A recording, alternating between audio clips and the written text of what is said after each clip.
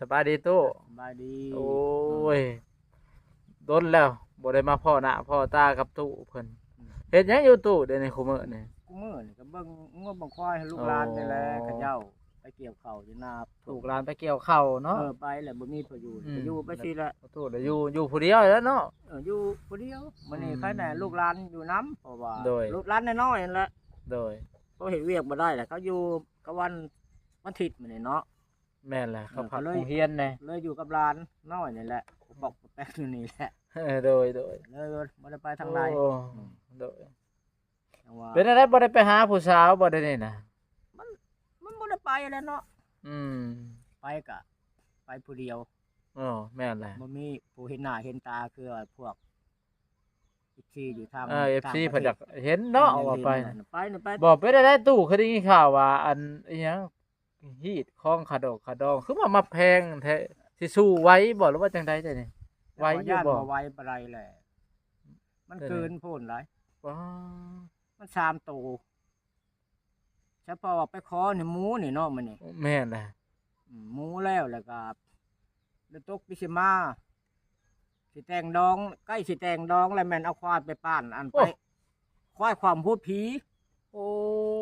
บ่ได้ไล่ได้ว่าเห็ดดองได้ความพูดผีแล้วจะก่อนจะเว้าดองบ่ตกฮ้อนมือดองแล้วก็เอาไปให้แล้วอันตัวหนึ่งกับหมู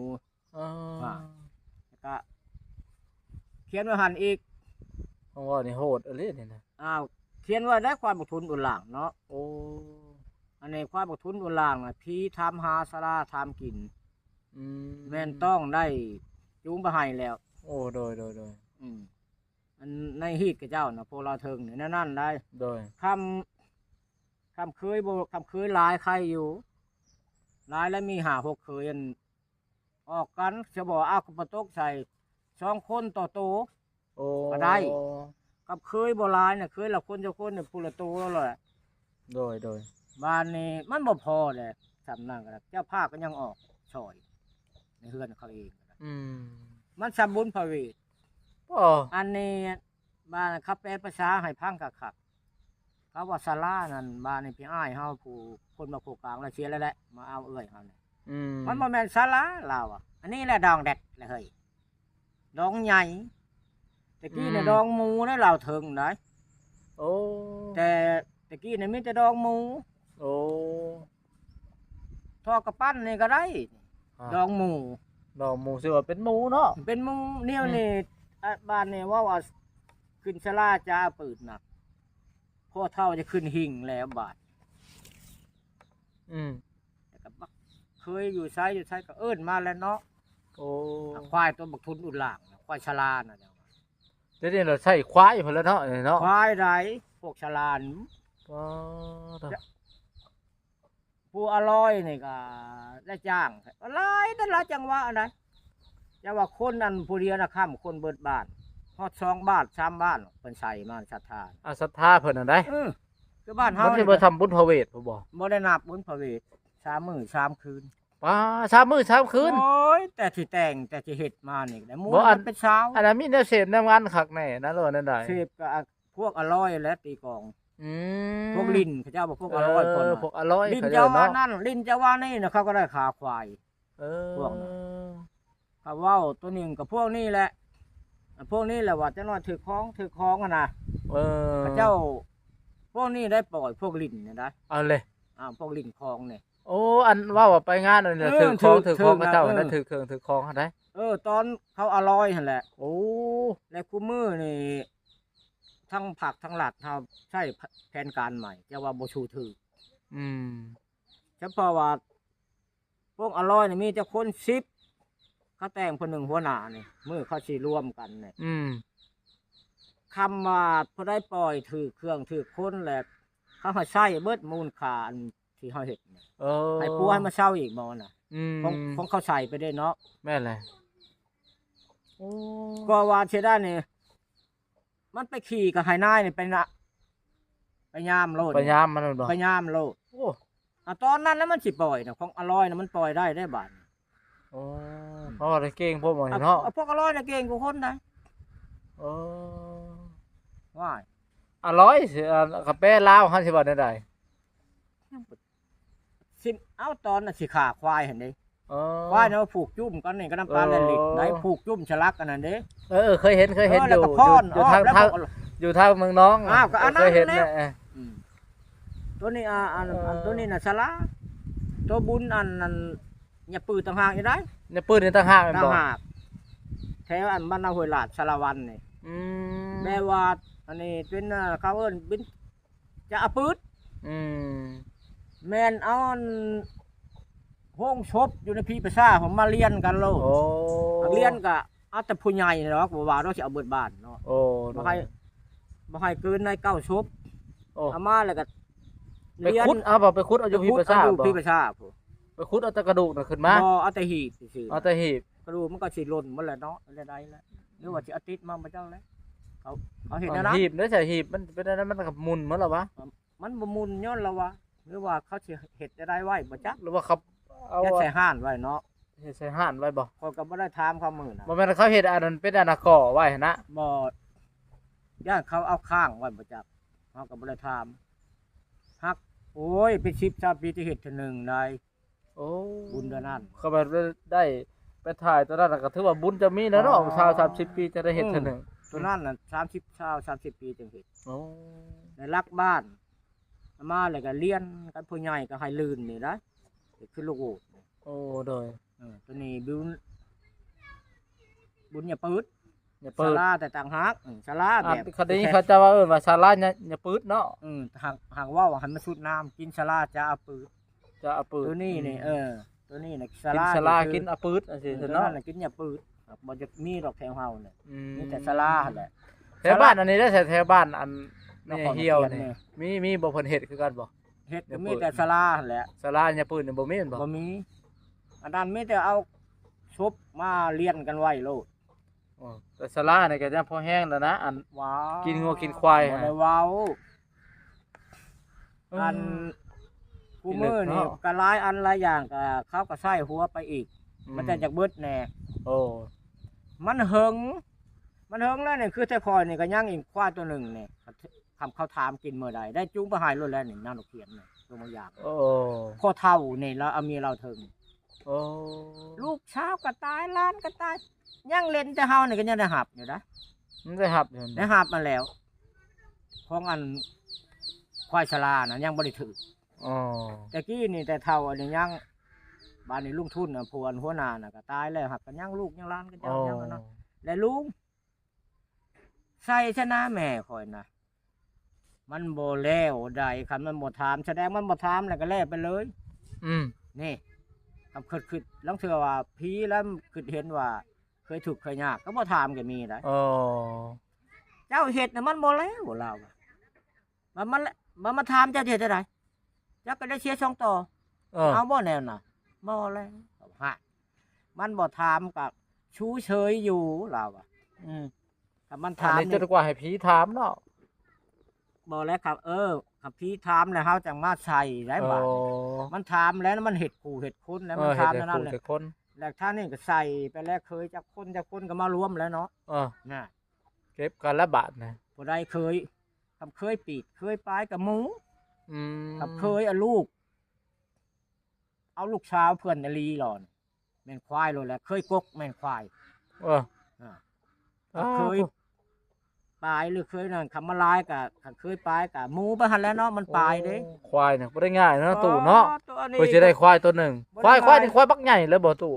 ควายก็ใหญ่ เงึดอันนั้นมันหันแล้วเนาะเพื่อจะกลุ่มค โคต น รแม่เบิดพอมันพอแล้ว ป้อตัวบ่ดีพออีแม่มันควายก็ได้โพด จ้าง โทษ ว่า อ่า ลำดับคุกมือนี่100,000 บาทยังบ่พอ โอ้ ถือนะเขาจะว่าเขาบ้านเนี่ยเขาใส่หัวใหม่ถ้าว่าพอตายพอเฒ่าตายเนี่ยพอเฒ่าแล้วคืออันพอเมียเขาเนี่ยเนาะ อืม ตายแล้วเขาไปออกนอนโลด อืม ไปออกสิปงแน่ อืม ได้แล้วอันนี้เขาจ้ำขึ้นเด้เด้ อืม จ้ำให้มันวิก โอ้ มันยากมันเฮิงอ่ะเด้มันเฮิงได้2เช่นเนี่ยยังบ่ได้เฮ็ดแน่ อืม มันก็สิลงสิลืมไปแล้วกันยังแต่เล็กเด็กน้อยมันนี่เนาะ อืม เพิ่นจะว่าเพิ่นใส่หัวใหม่เนี่ยนี่ อ๋อ สิโปงคือมื้อนี้แหละก็ไปแล้วเคยเพิ่นก็เอิ้นมาไป อ๋อ เอางูเอาควายมาออกแล้วสิให้มันแล้ว มันวิทย์ลูกวิทย์หลานมันเฮิงโพดมีแต่จ้ำขึ้นแล้วบาด คือทางอันแม่ใหญ่เหี่ยวเฮานี่ถือว่าฮีดเพิ่นนี่ถือว่าโหดอะไรเนาะ พูดนั่นแหล้ว โอ้ เป็นเอาแต่เฮือนเพิ่นน่ะนะ โอ้ เฮือนอื่นก็ธรรมดาอยู่ ธรรมดาก็มีงัวตัวหนึงก็สิธรรมดาแล้วว่า ครับ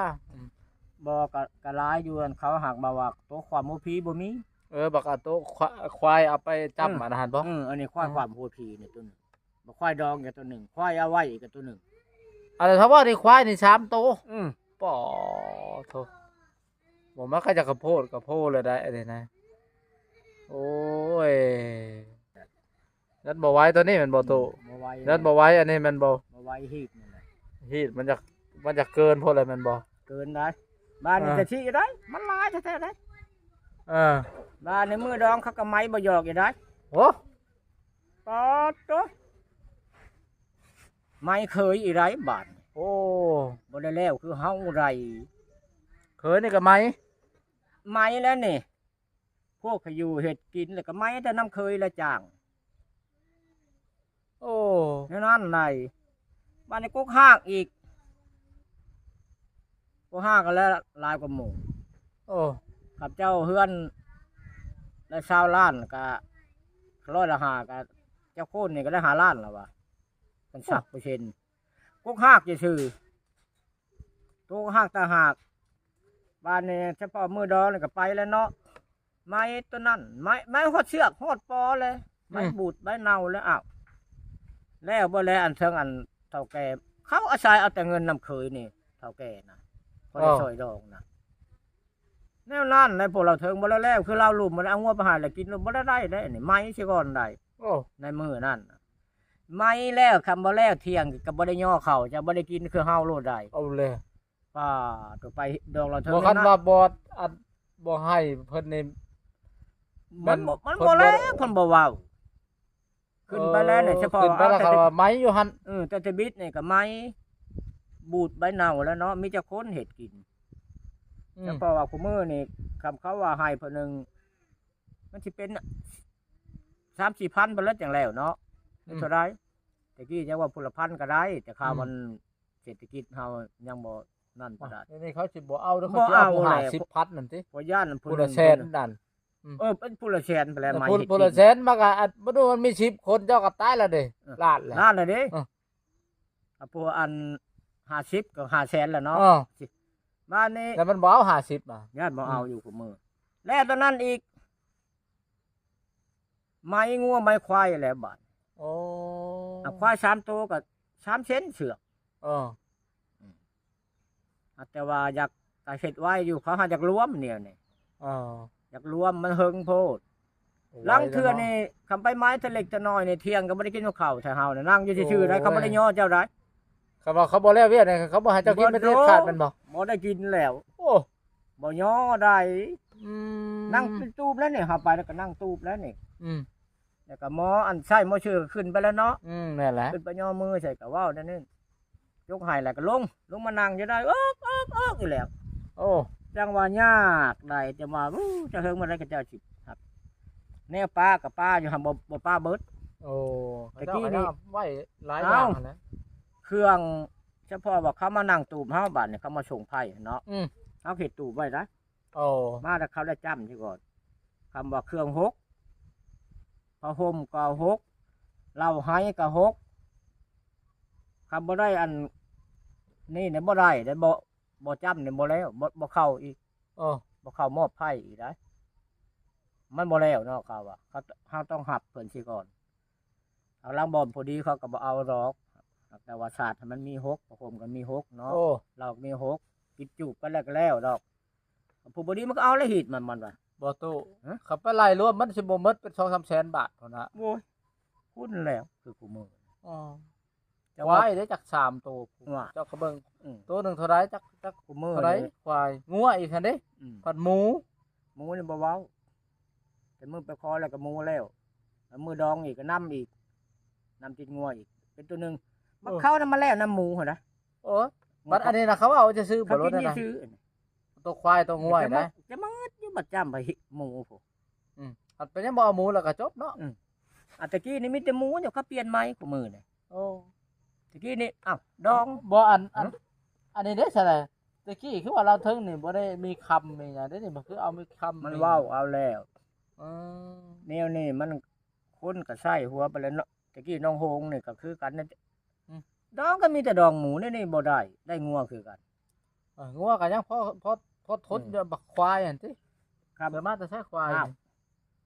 อันนี้เขาเว้ากินซื่อๆได้ อืม บ้านน้องโฮงนี่นะคือลูกไผ่เฮาเนี่ยตะกี้นี่มีแต่หมูแล้วเขาบอกมันเปลี่ยนใหม่แล้วมันบ่แซ่บหมูเนาะมันบ่แม่นฮีตตัวเองว่าเถียงกันตะปึดคือพวกนี้นี่ฮีตอีหลีนี่ อันนี้ทางฮีดทางพี่ช่าง อ่า โอ้บ่ไหวเนาะตู้เนาะสู้บ่ไหวเนาะ บ่ไหวดอก อืม มันสิเอาเงินมาได้ใช้เนาะโตก็ แม่น บ่มี นะ กูมื คิ อ ด โต คิดหลายแล้วเนาะตู้เนาะได้เนาะ ร้ายเลยมันก็ สู้ เว้า บ่ไหวนะเนาะ เขาบ่ได้เว้าว่าคือลาลุ่มอะเนาะก็ลาลุ่มมาโอ้ยเขาเว้าว่าก็บ่ได้เว้าว่าดูถูกดูหมิ่นไปเนาะ อืม ชื่อเชื่อกับเบิ่งตามแพ้มันเนาะ แม่นล่ะ ตัวนี้มันดีกับมันดิอันนี้ช่องห้าง3ห้างเลย อืม ทางฮีดนี่บ่ได้ปะคือเก่าจะไปชูได้แม่นแล้วอ่ะ เอามาเรา10ผัวก็ อันเก่า ฮีดกันเข้าเนาะ พูดอันเก่า ผู้ใดเขาสิชู ก็ลาลุ่มมานี่โตเท่าสำเฮานี่ไปขอเขากับสิหาล้านกับหมู่ตัวนึงก็เลย โอ้ยเท่านั้นแหละเขาจะเอาไป หลายบ่ได้อึด อ่ะ ลาลุ่มเฮาน่ะ อืม อันนี้บ่ได้เจ้าของฮีดกับเจ้าเนาะ ฮีดก็เจ้าเห็นเด้ อืม เราก็บ่จักแนวเว้าเราก็เอาตามฮีดก็เจ้าหั่นแหละ แต่ เรา ว่า ก็ได้ ของบ่แม่นคอยถือฮีดไอ้น้องคอยกู อืม ฮะ พอเราเว้าตัวนั้นเนาะ แล้วก็เว้าแต่นั้น สิชุดบ่ชุดอันนั้นคอยได้ล่ะยังหลายได้บาดขับกุกฮากได้ไหมแหละนี่ใครอยู่ตะกี้นี่ควายได้กุกฮากใหม่ก็ได้ โอ้ กับควายน่ะใครอยู่เพิ่นห่มเคยห้างหนึ่งเนาะ โดย แต่ข้าวสมัยน่ะนี่บ่นี่น่ะเจ้าเฮือนได้ได้20ล้านแต่อัน100ละ5นี่สิได้เท่าใดกุกฮากน่ะกุกฮากนั่นแต่มือคอเพิ่นบ่ได้วนได้ โอ้ กุกฮากแล้วคือลูกชาวข่อยเมื่อเฮือนเขาเนี่ย นี่ข่อยเป็นกุกฮากแล้วบัดนี้พาไปเว้าเอาแล้วมือดองได้ โอ้ มือเขาคอนี่ขับไปก็บ่ได้เว้าเขาฮอดก็ไปเขาบ่ฮอดแล้วก็ย่ามือคอกันน่ะ แล้วจังว่าเห็นน่ะไปขอมานาวเขียนเขาจดพวกหากได้เจ้าเฮาจังเราก็บ่ได้เขาว่ากับมือดองเพิ่นบ่ไม้เจ้าแล้วก็แล้วกับพวกหากอีดูตนเจ้า บ่ค่อยจะเว้าบ่ได้เว้าผิดเพิ่นแท้ๆได้ โอ้ พวกหากน้ำกินแม่นบ่น้ำกินไหน โอ้โอ้ น้ำกินคาควายน้ำกินเงิน กินข้าวหัวแล้วพวกหากหยังกินได้แต่ลูกสาวคำร้านเนี่ยกินบ่ได้ โอ้ นี่คือเขานำกินอันแม่ติ้นของผู้ตายนี่ครับติ้นนี่กินบ่ได้เพราะมันหมดอะเด้ มันหมดแล้ว มั เนาะ นหมดแล้วกินแต่ร้านนะกินแต่ร้านเพื่อน อ่า ก่อนก็กินแต่ลูกชาวครับก็กินร้านคือเว้าแล้วมันเล่นนี่กินบ่ได้ เล่นไปแล้วถือว่าจบเนาะ บ่ได้แล้วคือเด็กน้อยมันเนี่ยพอแล้วก็แล้วมันหมดอะเด้ หม นาน ดแล้ว ได้ เนาะ ตะกี้พุ่นแล้วลงบางอย่างบ่แล้วมันน่ะนำกินนั่นเมียข่อยนี่มากินข่อยนี่ดองข่อยก็เขาก็มานำกินแล้วเนาะกินเคยแล้วเขาว่า โอ้ เขาบ่ได้กินเช่นร้านสาว มากินน้ำเคยพี่กว่า ไม่เคยรู้ยากเขาเจ้านะยากได้ฮีดตัวนี้คือเราลุ่มมาดิโต อ๋อ ขอแล้วขอปีนี้เป็นอาจจะแต่งแล้วก็แล้วอันนี้ได้ขอใหม่ อะไร นี่พออบเชยพอลอยผู้ได้อันนี้บอลประนำเด็กน้อยตัวเองเป็นหมอลำเนาะขึ้นไปช่องเถื่อของยาพอโลคันคอได้เคย